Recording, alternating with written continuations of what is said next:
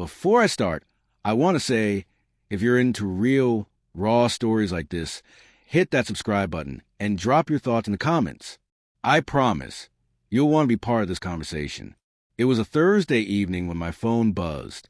I glanced at it, expecting one of Emily's usual almost home texts. Instead, the screen lit up with a message from her. Mountain cabin girls trip extended. The connection is bad. Something about those words hit me like a cold wave. I blinked, rereading them. Extended? She hadn't mentioned extending it when she left that morning. And the connection is bad line, it didn't sit right. I forced a smile at first, telling myself she probably just meant no signal, that it was innocent, but a seed of doubt planted itself deep in my chest. I called her that night. No answer.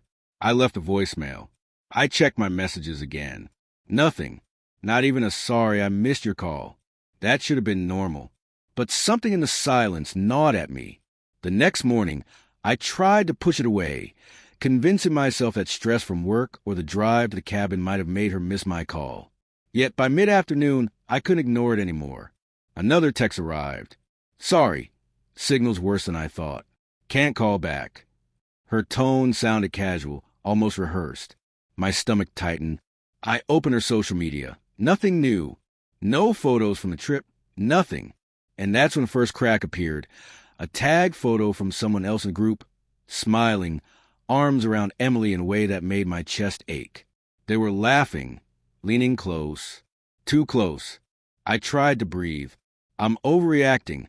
I told myself. It's a girl's trip. She's having fun. That's all. But the little signs kept piling up. Calls I missed when she didn't leave a message. Texts that she supposedly sent but never appeared on my phone.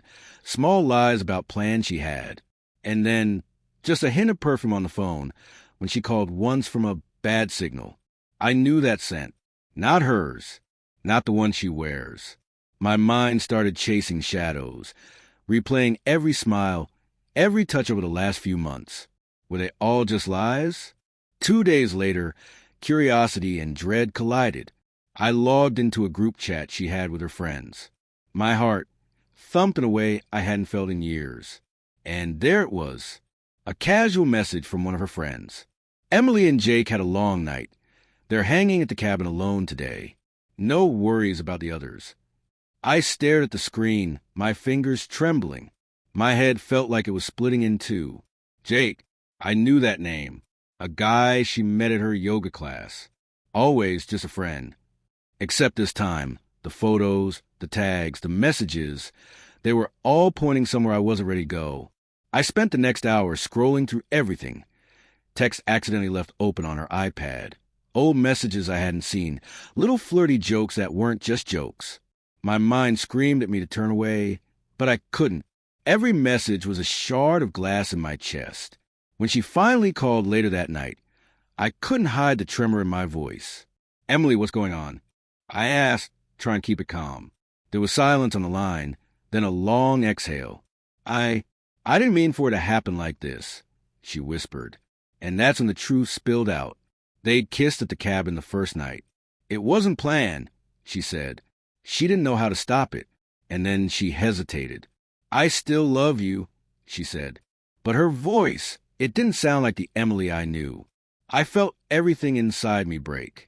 Memories of lazy Sunday mornings, the way she used to laugh at my terrible jokes, the quiet nights on the couch, they all twisted into something painful. Betrayal wasn't just a word. It was every touch and every whispered promise suddenly hollow. I wanted to scream, to beg, to make her explain why, but my voice caught. Instead, I listened to her trying to justify it, trying to plead for understanding. And I realized something. I didn't need to understand. I needed to protect myself. The next day, I packed a bag, feeling like I was leaving part of my soul behind. She tried to stop me, tears in her eyes, and for a fleeting moment, part of me wanted to stay, to forgive, to pretend none of this had happened. But betrayal isn't something you can pretend away. As I walked out the door, I whispered one last thing. I loved you, Emily. I still do. But I can't stay where I'm not safe. I didn't look back. Not because I didn't want to, but because I had to keep moving forward. Pain would linger, sure, but there's a strange kind of strength in walking away from someone who broke the trust you built your life on. Now, I spend nights replaying what happened, learning to separate the love I had for her from the lies that came with it. I still ache, but I've started to breathe again. I've started to reclaim the part of me that was lost in doubt and deception. So if you've ever faced betrayal, listen to that gut, trust the signs, and never feel guilty for protecting yourself. And for anyone watching, share your thoughts in the comments. Have you ever felt that gut punch of discovering a hidden truth? Let's talk about it, because sometimes just being heard is the first step in healing.